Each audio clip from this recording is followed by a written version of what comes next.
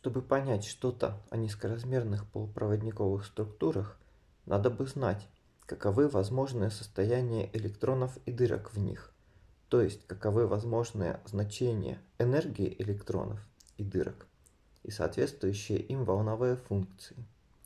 Узнать это мы можем, решая уравнение Шрёдингера.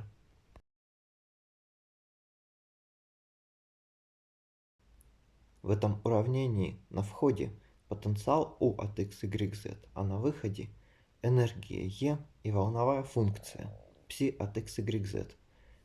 Вообще-то это трехмерное уравнение, а нас учили, как решать одномерное уравнение Шрёдингера. Но оказывается, что есть математический прием, который делает из одного трехмерного уравнения три одномерных, по одному на каждую координату x, y и z. Этот прием называется разделением переменных, и кто-то из вас, наверное, уже сталкивался с этим приемом, когда проходил электродинамику. Для того, чтобы разделение переменных сработало, надо, чтобы трехмерный потенциал U являлся суммой трех одномерных потенциалов U1 от x, U2 от y и U3 от z. Тогда волновую функцию ψ мы будем искать в виде не суммы, как вы могли подумать, а произведения трех одномерных функций ψ1 от x, ψ2 от y и ψ3 от z. А вот энергию электрона E мы запишем как сумму трех чисел E1, E2 и E3, относящихся к разным координатам. Подставим такие выражения для потенциала U, волновой функции ψ и энергии E в уравнение Шрёдингера.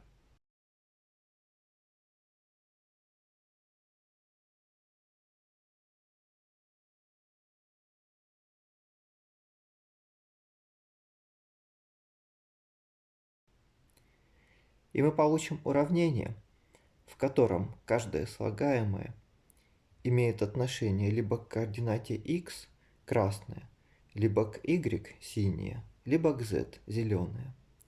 Поэтому можно как бы расцепить эти три сорта слагаемых, сделав из одного сложного трехмерного уравнения три более простых уравнения, которые оказываются одномерными.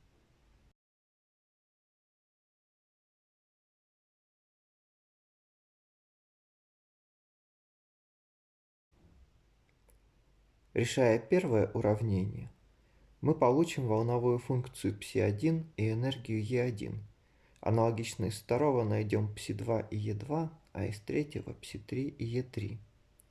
Наконец, перемножив три одномерные волновые функции ψ1, ψ2 и ψ3, мы получим трехмерную волновую функцию ψ.